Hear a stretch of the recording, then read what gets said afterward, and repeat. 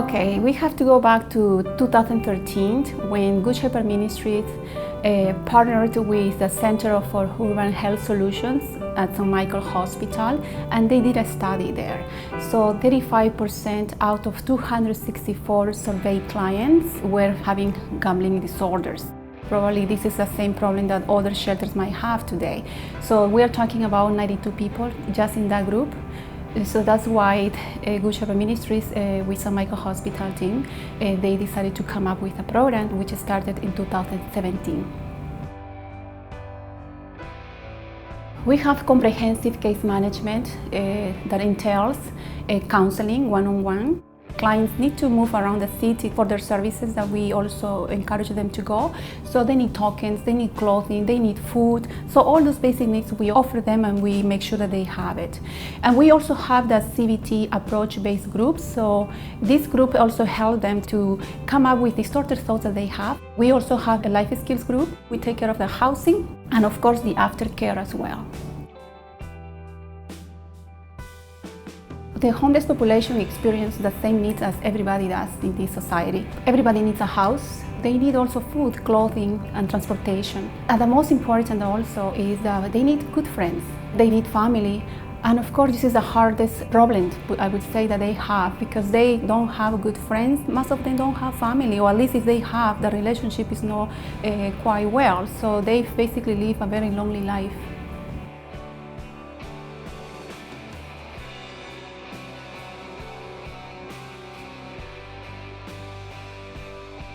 After the intake is done, which just happens in the first session, we move on to the next session, which is the following week. And that week we talk about the history of gambling. So the clients share with us, and we need to know as counselors, the reasons, like how things started. Basically the details of that issue. So we need to know when, how, and what makes them continue. This is very important for us to know because we have to find out what is making them at risk. So we talk about those challenges and then they are aware of that and we are aware of that, so we work together. There is so many distorted thoughts that they have. For example, they have distortions about money. Many of them just wish to win the jackpot, but then we talk about that. We have to talk about the value of money and also about that this is not the only way that they can get lots of money. Plus we talk about that money is not everything in life. There are other things that are important that which we don't need too much money for that either. I would say loneliness is the number one. It follows up, of course, with depression and anxiety. They are people who live anxious about the next day or just about the same day what is going to happen to them. They live with so many losses as well, not just the mental health, but the physical health as well, the financial debts that they have. So when they see into those things that happens in their life, they tend to think that I can change and there is nothing that nobody can do for me or I can do. So they see that they can never let it go until somebody helps them to realize that this is possible, to start leaving those luggages on the side, And again, the absence of family. I will say this is a very, very, very important one. And adding, no work, debts, huge. So they see their life as hopeless case. But that's when we come and help them to think different. But before we have to talk about those things. Well, first of all, I would say that this is a process. It's not something that you can just, from one day to another session, it changes everything and they will never have triggers. Of course, no, they live with triggers every day of their lives. For us, we have to, as counselors, it is very important to help them to find a purpose in life. It's important that we help them to be at least at the contemplation stage, when they have to think, what is it going to be my life like? Is this going to be, going always, like for how long? Also talk about strategies.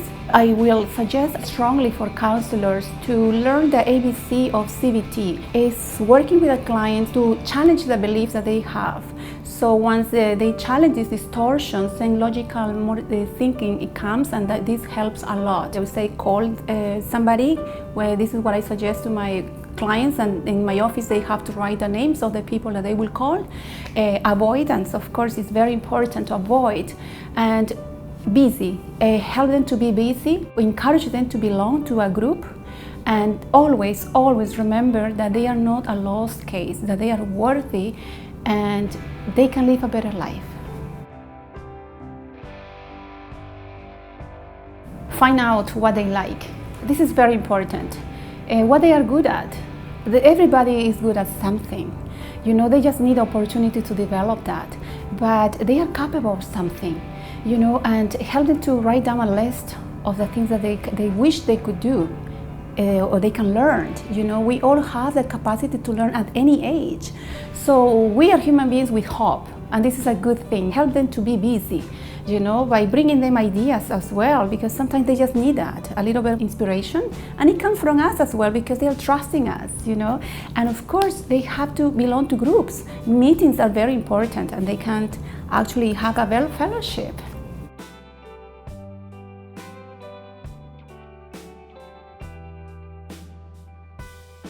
Well, this is important to have these connections with other institutions. The more help they have, the better. Other case managers or case workers or counselors, the better. So the more people care for them, the better. Remember, they don't have families, right? We are part of their family, I would say. And the connections is important because they have the support.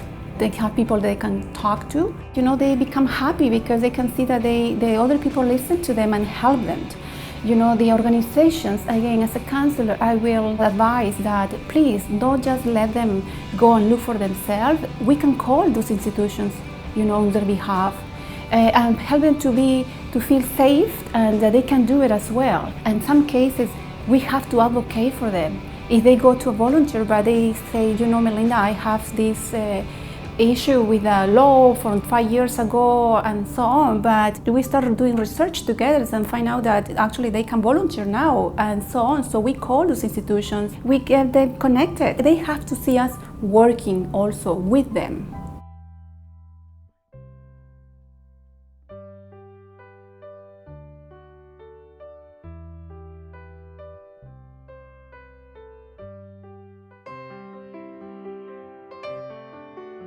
We can't always remain hopeful. I think this is very important. I know it's hard, and also we can lose patience, but I think this is something that we have to remind ourselves that there are people with so many issues, with so many problems, and they cannot change from one day to another day. It takes weeks, months, or sometimes years. So remain hopeful is very, very important. No matter what, encouraging them that this is possible. And again, we have to bring back the purpose. What was the purpose at the beginning of the sessions when we were talking about? So help them to remain on that path of what is my purpose in life, and understanding. We have to empathize with them.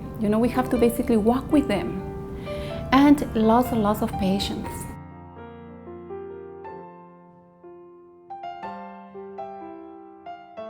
Talk to the client and find out what is it, what is happening.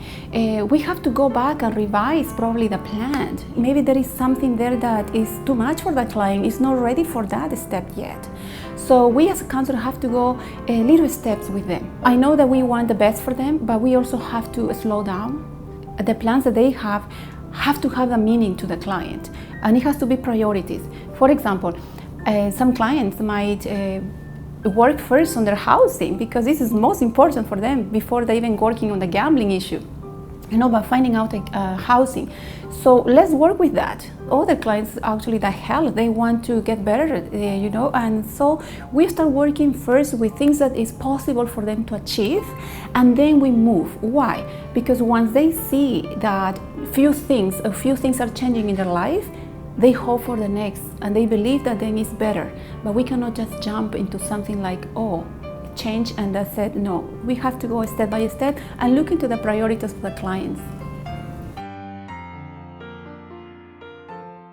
This is very common that we are going to hear from them all the time. We call this blaming. They tend to blame others for what is happening today in their lives.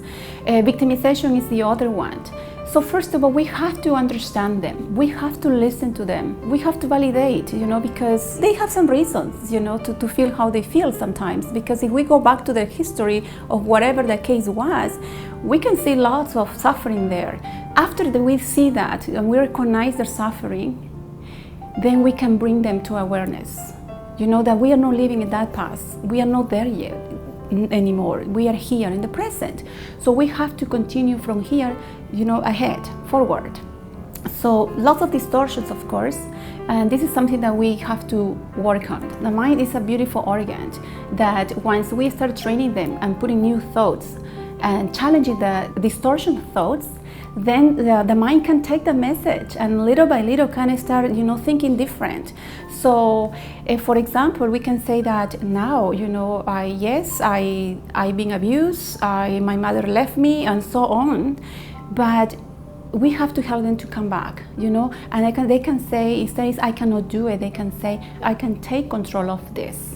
I am responsible from now on, and it's not my addiction who's going to make decisions for me anymore.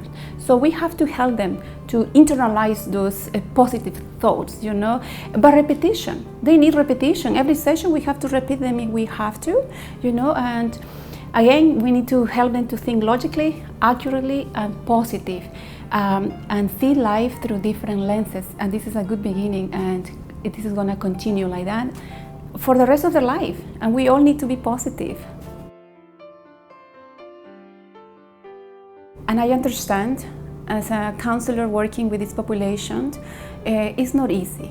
We need lots of patience, lots of caring, and sometimes this is hard when we have hard cases when you're working for so long with someone, and then the person doesn't follow up, and this is sometimes discouraging for us. But I will strongly advise to you, please, that never lose hope and faith, in those people. Imagine yourself that we are important. We are important to them, and they need us, and as much as they need us, also we have to take care of ourselves, every day. Sometimes we need to go on holiday vacation, let's take a break, sometimes even change the schedule, talk to your superiors, to your boss, but they can do something about this. But please, just remember that those are the people that is in our life today, and this is what we are doing. This is our job, but let's take it not just as a job, but I hope that we can do this as helping someone is going to help us ourselves, because we never know what could happen in the future. We have probably the same way they were raised. We could be in their shoes today. So how would you like to be treated?